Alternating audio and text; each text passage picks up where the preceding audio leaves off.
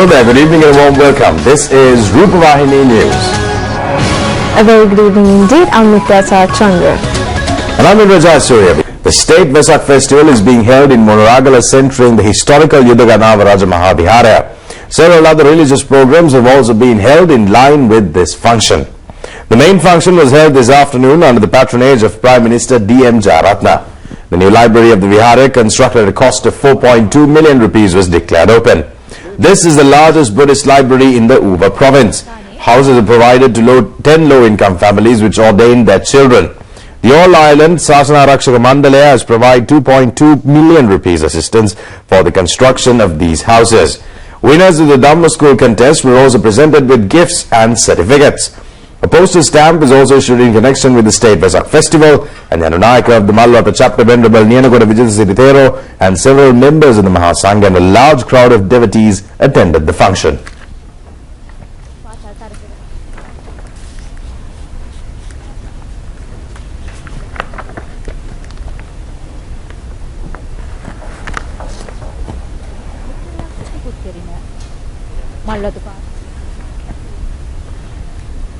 The Velasa Vesak Zone is held under the State Vesak Festival. This report on the Velasa Vesak Zone is brought by our special correspondent Chaminda Gunaratna. Our special correspondent Chaminda Gunaratna said that the Velasa Vesak Zone cannot be underestimated when compared with other Vesak zones in our country. This is a golden opportunity received by the historical people of Velasa. A large crowd visited this Vesak zone. The holiday season also contributed to increase the crowd. The Shashindra Rajapaksa Foundation provided maximum facilities for the visitors. Many dansals catered to the visiting crowd. The main State Vesak Festival is being held centering the Yudaganava Raja Mahabihara in Monoragala. This Vesak zone will be concluded tomorrow. Therefore, the people have been requested to visit the Vesak zone on its final day tomorrow.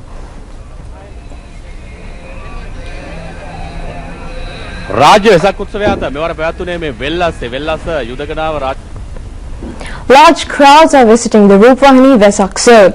The zone established at 8 locations will be held until the 28th of this month. There are several pandals and lanterns in the Baldaloka Vesak zone. President Mahinda Rajapaksa inspected the Vesak zone last night. The pandal was declared open by the First Lady Madam Shanti Rajapaksa. This Vesak zone has been organized under the instructions of the Defence Secretary Gotabaya Rajapaksa.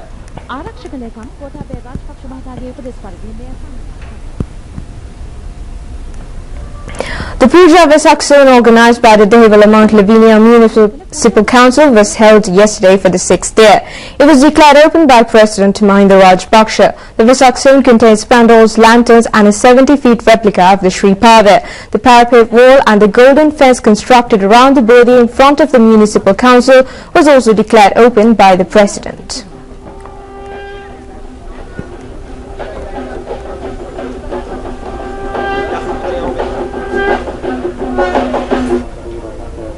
Several thousands visited the Diyavanna Vesak zone today as well. The President visited this Vesak zone yesterday.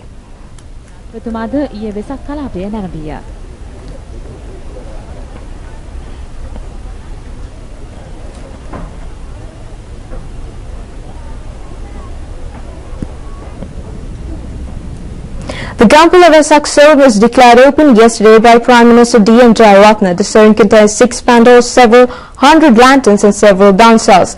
This zone has been organized by the Prime Minister's Office, Divisional Secretary, Division Office of Gampula, the police and several institutions in Gampula. The Southern Sisila Vesak zone of the Central Province was also started yesterday. It was declared open by Minister Kehalia Rambukwala. The zone contains 5 pandals, several lanterns and several dansals.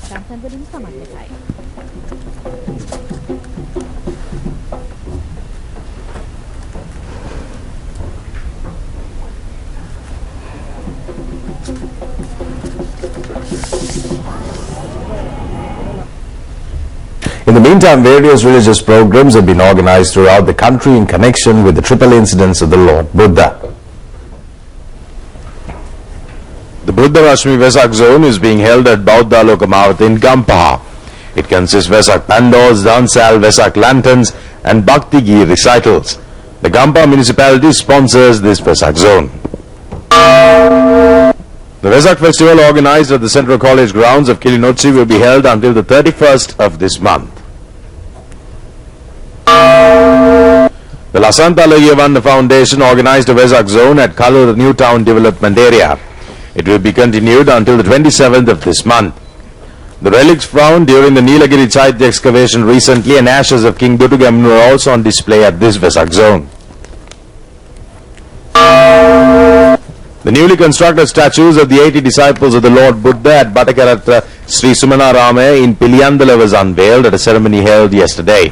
The people of the area contributed for the reconstruction of these statues. A Vesak zone has also been established at the CWW Kannangara Central College in Mathugama. Lanterns made by school children are on display at this Vesak zone. A Buddha statue was placed in the new chamber constructed at the Paurapataha Vihara in Halvala in Kalutara. The statue was escorted to the Vihara in a procession from Panadura. A gold-plated Buddha statue was deposited at the RNSA Sene at Raigama in Bandaragama. The Gold Vesak zone has been established covering the Madra Kalambu Main Road, Main Street, Bakwala Road, Access Road to the Gold Fort and Dharmapara Gardens. This has been jointly organized by the Gold Municipal Council, Manushanana Akkara Foundation and the Gold Business Community.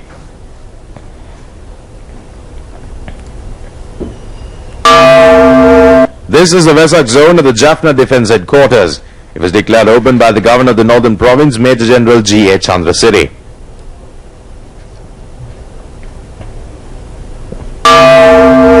A Vesak zone has been established for the 6th year by the Lanka Phosphate Company in Epavla and the government institutions in the area. There was a blood donation campaign also at this zone. Well, the whole country is illuminated with various decorations in connection with the triple ceremonies of the Lord Buddha. Pandals and lanterns take prime position in this connection. මේ පහංකුඩුව තියෙන්නේ බොරැල්ල වජිරාශ්‍රම විහාරස්ථානයේ. පූජ්‍ය වටිනාපා සෝමානන්ද හිමියන් ශ්‍රී ලංකා යුද හමුදාව civil ආරක්ෂක බලකාය එකතු වෙලා තමයි මේ ලස්සන නිර්මාණය කරලා තියෙන්නේ. ලස්සන පොළොතු පියාසක් ඇතුලේ තමයි මේ නිර්මාණය තියෙන්නේ. ඉතින් සම්බුදු තෙමුගුලේ අසිරිය මුළු රටම නැහැවිලා තියෙන මේ මොහොතේ समस्त दिवයිනෙම මේ වගේ පහන් කුඩු තොරන් මේ ආකාරයෙන් නිර්මාණය වෙලා තියෙනවා. The pandal at the Hatton bus stand depicts the Jataka story of Manichola. This pandal will be open for the public until the 28th of this month. The Vavuniya Vesak zone being held for the 3rd year, organized by the Vavuniya Defence Headquarters and the Bodhi Dakshina Ramaya, started in Vavuniya yesterday.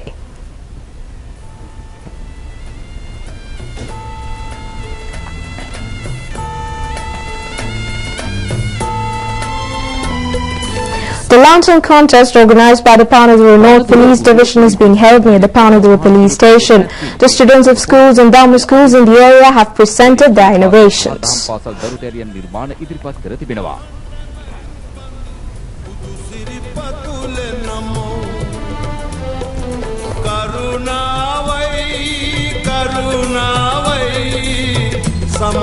The staff of the Badula District Secretary Office presented a Bhakti Ghee recital yesterday. Minister Nimal Siripala de Silva also attended this function.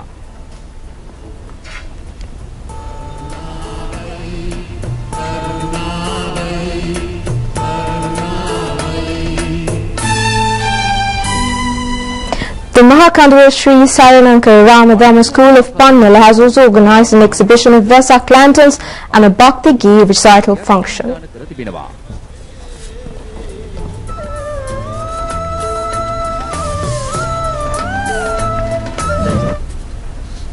Yet on related matters, Dansal are being held throughout the country in connection with the Vesak festival. The Bauddha Lokamauta Dansala was held yesterday for the 2nd year. Defence Secretary Gotabaya Rajapaksa provided sponsorship for the Dansal. President Mahinda Rajapaksa also attended the Dansala.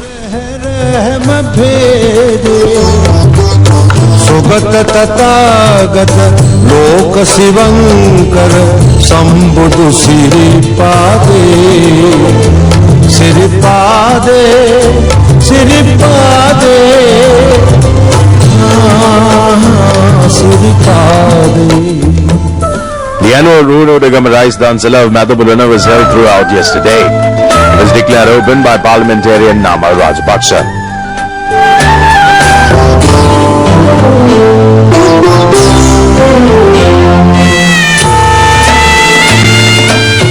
is the rice dancel organized by the business community of Marjanapola in Hatton.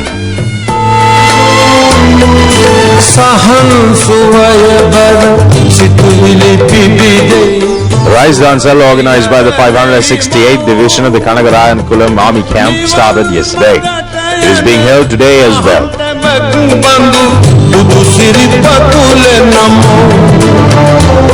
Staff of the Navaloka Hospital organized a rice dancel yesterday. It was declared open by First Lady Madam Shiranti Rajapaksha.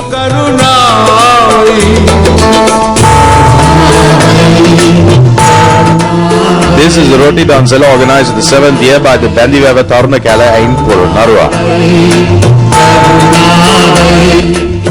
The Kalani Adaga Sabha organized a string hopper dancel for the 10th year.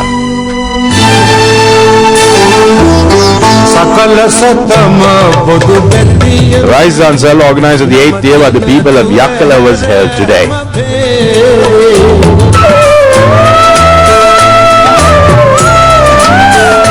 The National Disaster Relief Service Centre held a fried rice dancel.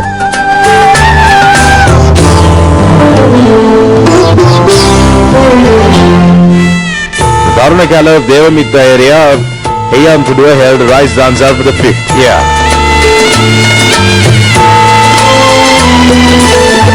This is the rice dancel organized for the 3rd year by the United Youth Organization of the Mrugumura.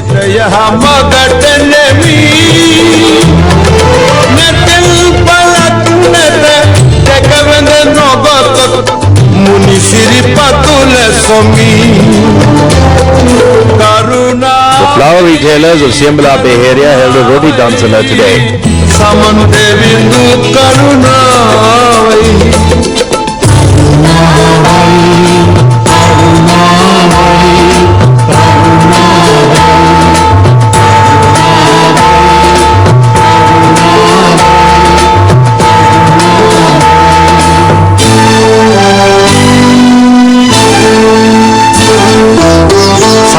There were various dances held in Colombo and the suburbs as well.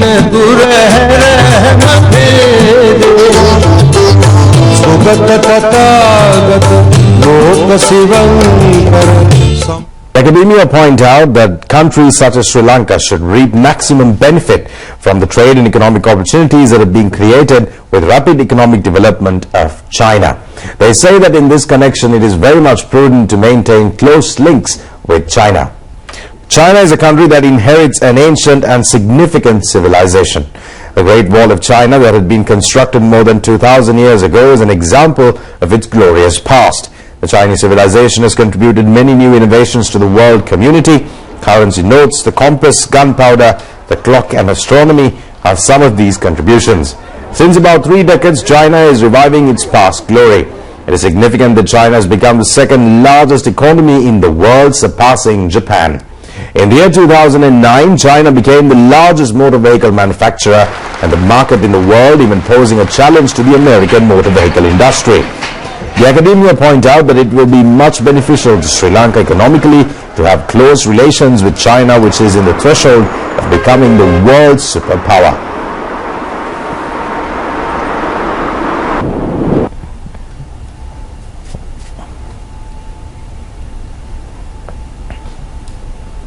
The Chinese has always invested in Sri Lanka, and China invested in Sri Lanka when Sri Lanka was uncertain. All remember that Sri Lanka was quite uncertain over a period of 3 decades. Even then Chinese were invested in Sri Lanka. Now if you look at some of the Chinese supports, that has been quite instrumental of taking Sri Lanka to the next level. Dr. Suranga De Silva said attention should be focused on getting down more Chinese tourists to Sri Lanka, as China is the 3rd largest outbound tourist country in the world. China was the country which was far more less contribution to the world tourism before 2-3 years before. It was around 15 and 13, but within 2-3 years time it could reach up to the 3rd best outbound tourist generator to the world tourism. That is why it could generate more than 78 million tourists to the world tourism. So therefore we can predict very clearly China will be the best outbound tourist generator to the world. So it means that targeting Chinese tourists for Sri Lanka tourism development would be highly vital and very important factor. On the other hand, according to World Tourism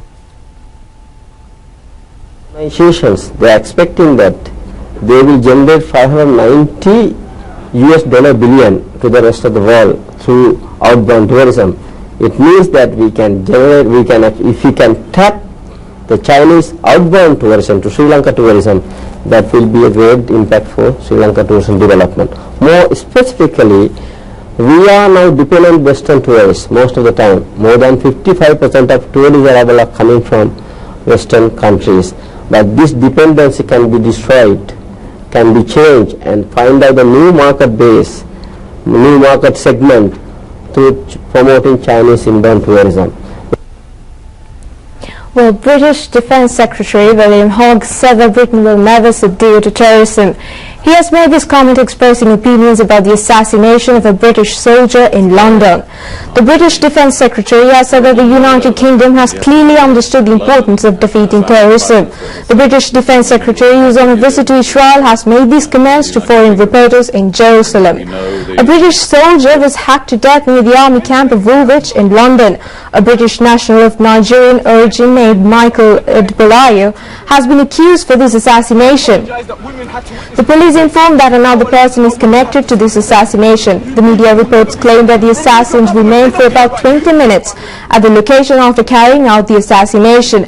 They have been hospitalized after being shot by the police. Meanwhile, investigations on the fire that took place at a warehouse in the Colombo port have been intensified. The chairman of the Sri Lanka Ports Authority, Dr. Priyat Bandhu Vikrama, said that 4 teams are carrying out investigations at present. Teams from the police, the CID, the Government Analyst Department and the Ports Authority are carrying out the investigations. The fire took place yesterday morning and there was heavy smoke in the warehouse complex until last night, obstructing the investigation teams reaching the area. The warehouse contained imported textiles, electrical items, plastic items and several other items. The police believe that some chemical products may have caught fire and must have spread to other areas. Investigations are also being carried out to determine whether it is an act of sabotage. A special counter has been established by the Ports Authority to collect information relating to items that were in the warehouse, and information can be provided by visiting the counter or by telephoning 0112 482 579. I repeat, 0112 482 579. The chairman of the Ports Authority said that the value of the destruction caused by the fire has not been estimated yet. The Ports Authority requests importers to present documentation together with insurance coverage relating to products that have been destroyed. Welcome to Sport News. I'm Rupahani and I'm Kasan Segera. Prince of Wales College Moratuwa has won the Under-20 Boys Inter-School Handball Tournament by defeating DSA Nanayaka Vidyalaya Colombo. Mahabad Mahavidyalaya of Galevilla has won the girls' tournament. The matches were played at Prince of Wales College grounds in Moratuwa recently. The DSA Nanayaka Vidyalaya in Colombo and Prince of Wales College Moratuwa qualified for the finals of the Under-20 event. The Prince of Wales College won the match by 5 points to 4. In the girls' event, Galevilla Nadabad Mahavidyalaya defeated Dyanura Vidyalaya Colombo by 6 points to 1. The plate championship was won by St. Anthony's College Galevilla. The runners-up in this event was Royal College Pamadura. The plate championship for the girls' event was won by A team of Devi Balika Vidyalaya Colombo. The runners-up was British Ladies College Colombo. The B team of the DSA Nanayaka Vidyalaya in Colombo won the cup tournament for the boys. Nalanda Vidyalaya was the runners-up. The Good Shepherds Convent Kotahina won the cup tournament for the girls. The Balika Vidyalaya of Colombo were the runners-up.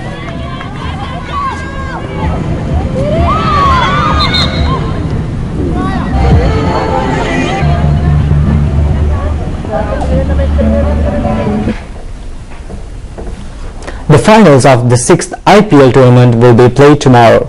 Chennai Super Kings and Mumbai Indians have qualified for the finals. Sports commentators says that the finals tomorrow will be a tough one since both teams have displayed excellent capabilities throughout this tournament. Several powerful players such as Mahendra Singh Dhoni, Mike Hussey, Dwayne Bravo, Ravichandran Ashwin in Chennai Super Kings team will be playing tomorrow. On the other hand, powerful players such as Dwayne Smith, Kane Pollard, Rohit Sharma and Dinesh Karthik are included in the Mumbai Indians team. Lasin Marinde is the Sri Lankan player in this team. There are match-fixing allegations against players in several teams. The Indian police raided a betting centre in West Ahmedabad town today, which is suspected of involvement in match-fixing. The police has confiscated currency notes worth of 12.8 million Indian rupees, several laptops, mobile phones and some other electronic items in this raid. Several prominent people are under custody at present in connection with the allegations related to match-fixing and aiding for match-fixing.